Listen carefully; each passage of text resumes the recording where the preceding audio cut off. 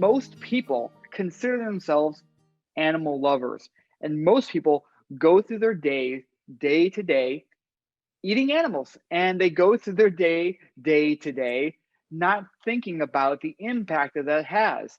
But what you and me and many of the viewers here today understand is that through our food choices alone, we impact dozens of animals every single year.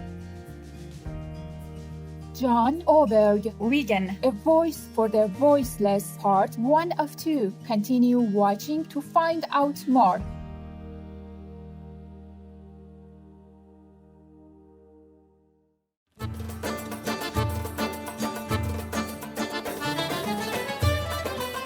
Merhaba, sevimli izleyiciler means hello, lovely viewers in Turkish. I'm Ebru.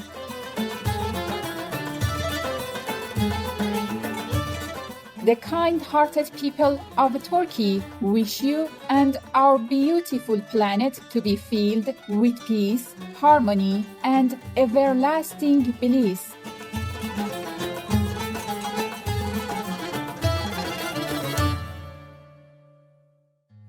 Greetings, our global viewers, and welcome to our show featuring animal advocate Mr. John Oberg. Mr. Oberg spends his life and career creating an awareness of the painstakingly cruel treatment towards animals through social media platforms and has been an empathetic voice for the animals with over 200 million impressions of his content on social media.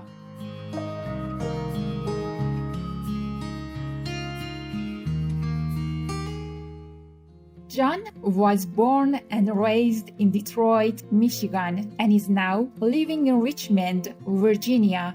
He studied at Arizona State University and earned a degree in nonprofit leadership and management, which he puts to good use on his formidable journey of animal advocacy.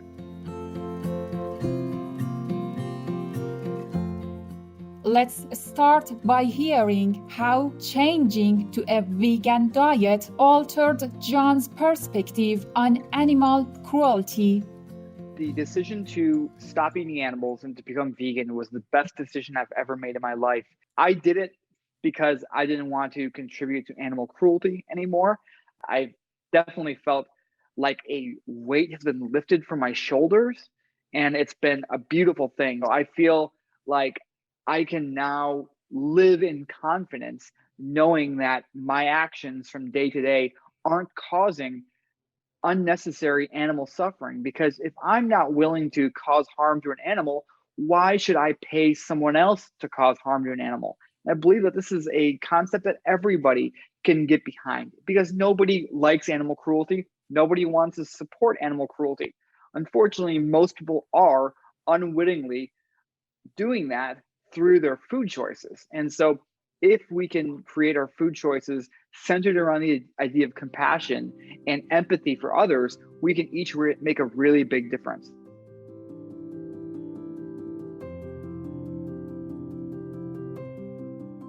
John Oberg has become a social media influencer and networking expert for animals' rights and advocacy against the horrific treatment towards animals. His advocacy has encouraged multitudes of people to join the compassionate new world of the plant-based diet.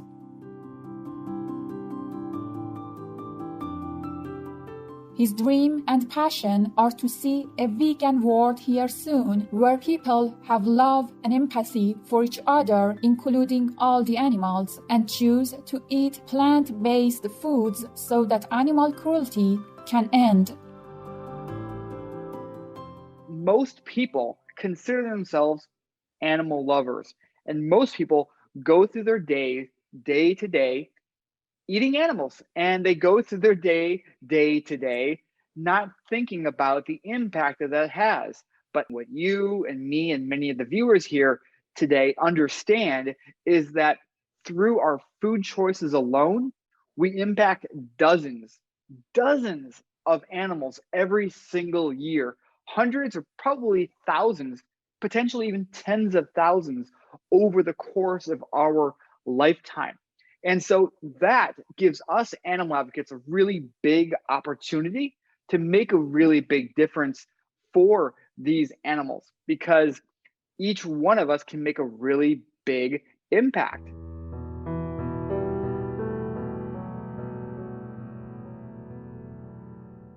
John started working in the animal advocacy movement full-time in 2012 with vegan outreach. He traveled all the different states in the US, handing out leaflets at college campuses and on street corners.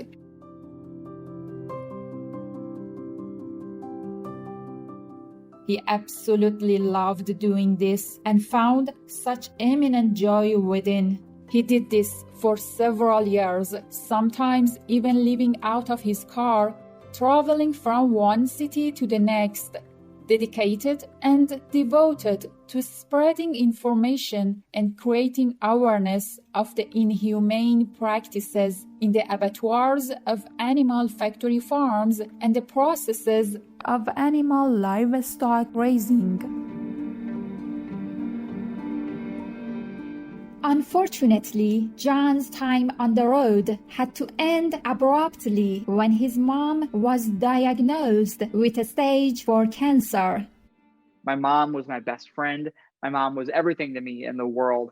And so we were both just absolutely devastated. And so I decided to take a hiatus from vegan outreach, from touring, because obviously I couldn't be touring because I was now going to take care of my mom full time. And it was the best decision I made. I'm so happy that I was able to take care of her. But we would occasionally go to colleges locally in Michigan, and she'd hand out leaflets from her wheelchair because she was such a boss. And it was so great. I love those memories of her. Wow, how incredible that John's mom, at her most vulnerable stage in her life, still put herself out there to assist her son in being the voice for our beautiful animals. What amazing, compassionate, caring voices they are indeed. Joyful viewers, we will just pop outside to share loving words with our potted plants, thanking them for flowering for us so beautifully every day. Please stay tuned to Supreme Master Television. We will be right back. Be vegan, make peace.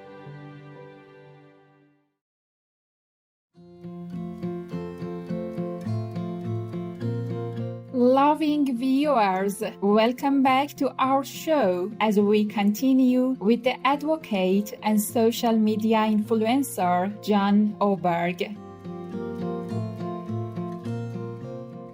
While taking care of his courageous mother, John decided to pick up his work with vegan outreach. This time, the opportunity arose to take over the social media for the organization, which not only gave him the opportunity to spend more time taking care of his beloved mother, but also inspired his career of social media advocacy. I wasn't super thrilled about it, but I was like, I guess I'll give this a shot. And then what I quickly realized is, wow, in one single day of effective social media advocacy, I could reach as many people as I did in months or even years of face-to-face traveling around North America, handing out leaflets. And so I realized, wow, social media is such a really, really big impact. So I worked for Vegan Outreach for 2 years, and I worked for another animal advocacy organization called the Humane League for 3 years, running and overseeing their social media presence. Next, John shares with us his approach to using social media as a successful tool to create awareness for the plight of our animal friends. I look at the treatment that farm animals face in today's world as something that is legal, or that is just absolutely cruel and unbelievable, but it's legal in standard practice. And there's a lot of reasons for that. Most of them surround money. And so what farm animals experience in 2020 in today's world is absolutely awful. The plus side is the vast majority of people don't know, so that gives us an opportunity to raise awareness and to talk about what farm animals are experiencing, because the vast majority of people out there would not be comfortable with extreme confinement for months on end, with mutilation without painkillers, and all the just awful, egregious cruelty that farm animals experience. And so for me, I use my social media platforms, and I encourage other advocates to use their social media platforms to raise awareness to the cruelty that animals endure, but also to inspire and empower people to make decisions that are kinder for animals. And so for me, I'm very strategic with how I use social media. It's not all doom and gloom all the time.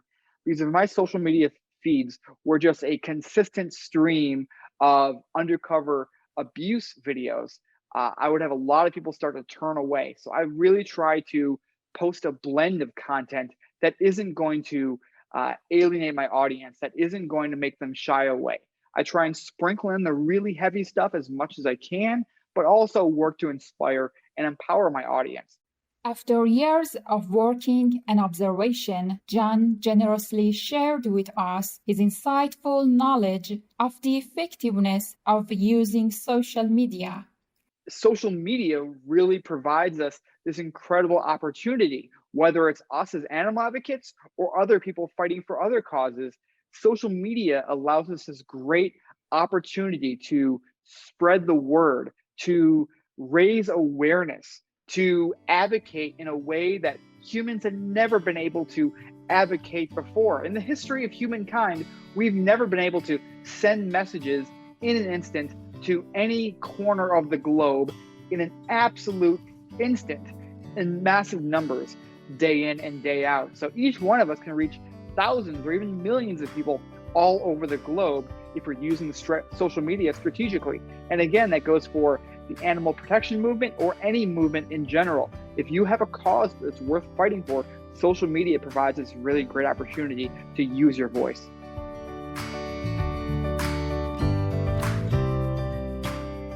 Thank you, John, for your diligent, dedicated, and passionate work boosting the awareness of animal cruelty to the world at large. May all of humankind appreciate how precious our animal friends are, so that one day soon all animals will be free from suffering. In the previous episode, Mr. Oberg generously shared with us his insightful knowledge of the effectiveness of using social media. But how does he get such a large following? Is there a how-to on the social media platform? The key to success on social media is being as effective as possible and having that mindset as much as possible. Constantly analyzing your work and asking, is this as effective as I can be given my current set of resources and all of the variations and all the variables at hand. And if you aren't being as effective, then try to be more effective and use your voice. And also, don't feel like you have to fit some mold out there, but also don't feel like you have to reinvent the wheel. There are lots of good advocates out there doing really great work. So you don't need to start from scratch. Okay, you can look at what's working and what's not working for others and learn from them, and then apply that to your own social media strategy. As animal advocates, we have a lot of content to pull from. There are lots of undercover abuse videos, for example, from factory farms and slaughterhouses around the world. But there's also really great inspiring content from animal sanctuaries and so many places like that, where people can see this content be inspired, want to follow you, and so on. And this cycle kind of all works together seamlessly. And so if you're posting a lot of content that people really want to engage with, they are going to want to follow you.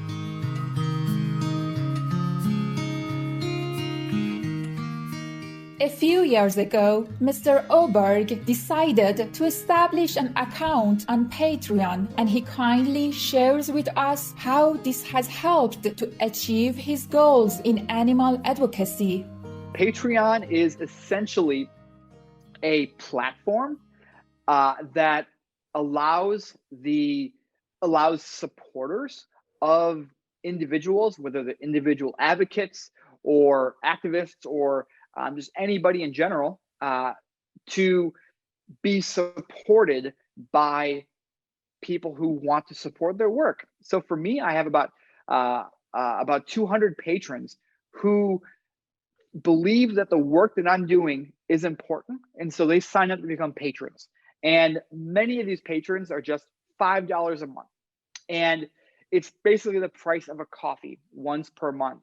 And it creates a sustainable income for me so that I can do this work day in and day out. Because if I didn't have a way of supporting myself and supporting the work that I do, I wouldn't be able to do this work. And so, yes, I'm out there getting tens of millions of views of my content every year, but those tens of millions of views would not at all be possible if it wasn't for the patrons out there who support my work.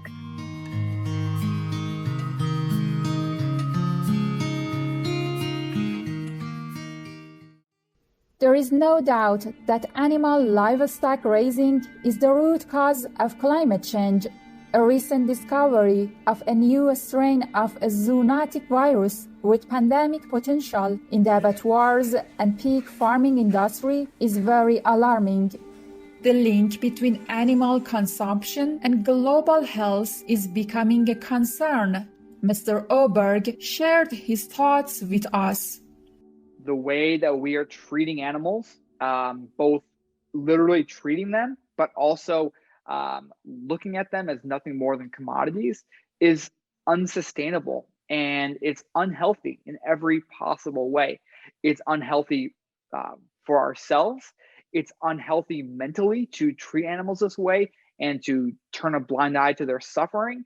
And it's unhealthy to put these animals confine them in these ways that is just so cruel, but also just so unhealthy, and can lead to catastrophic problems. And we have pandemics now, and pandemics not only cause harm and suffering to people, but also just economies as well. And so everyone really has an incentive to say no to this kind of treatment that's leading to global catastrophes, whether it's pandemics or climate change. Each one of us can say no to this cruelty, can say no to animal farming. And it is easier than ever with great vegan restaurants out there like Loving Hut, who are throughout the whole globe, and so many others, where people say, I don't want to choose animal cruelty today. I want to choose compassion on my plate. I want to make a difference to the planet. I want to not contribute to climate change and not contribute to the potential of global pandemics. And by choosing vegan, that is the way forward.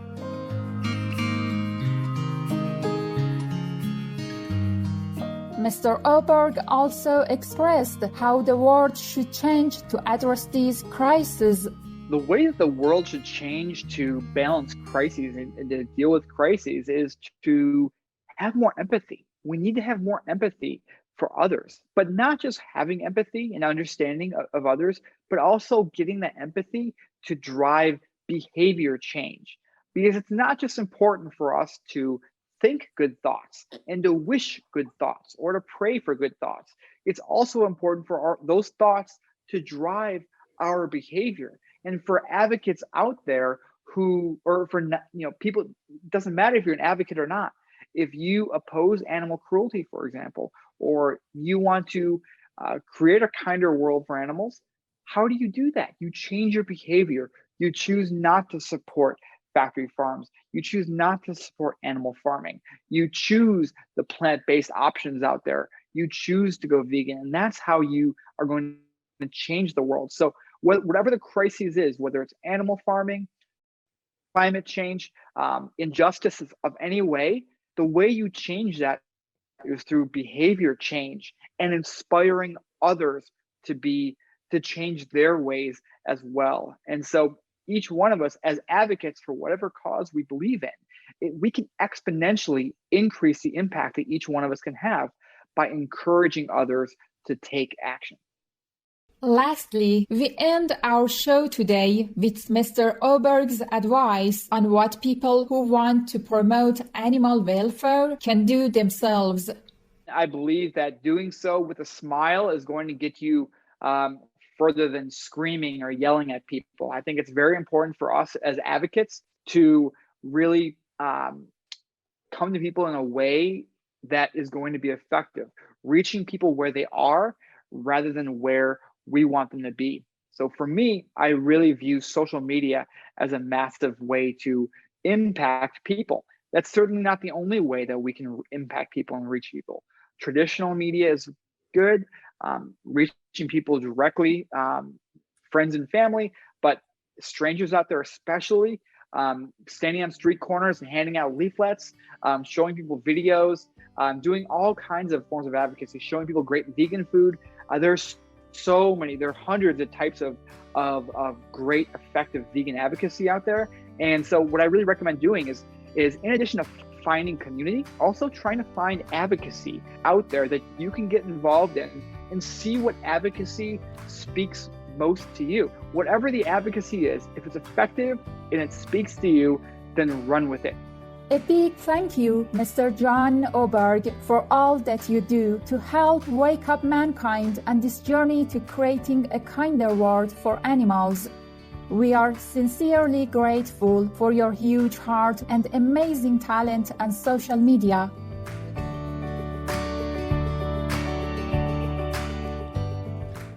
For more information, please visit johnoberg.org, patreon.com/John Oberg. Enlightened viewers, thank you for your company today.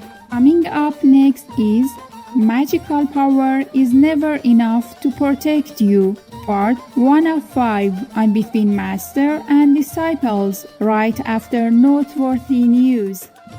May your hearts be filled with compassion and kindness. Our programs offer many languages. Please visit suprememastertv.com/schedule and suprememastertv.com/VE. Killing is never right. Peace is the only answer.